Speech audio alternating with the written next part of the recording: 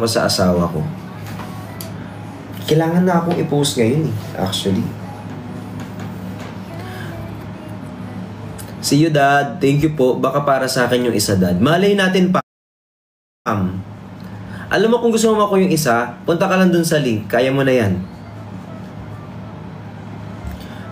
12 hours biyahe para makapunta. Inantok ako.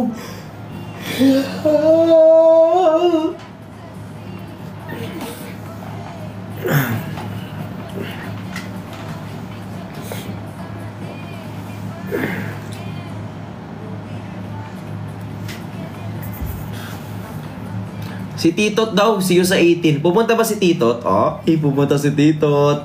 Hi, James. Hi, Ate James. Thank you so much. Lo. Pupunta ulit ako, Bricks.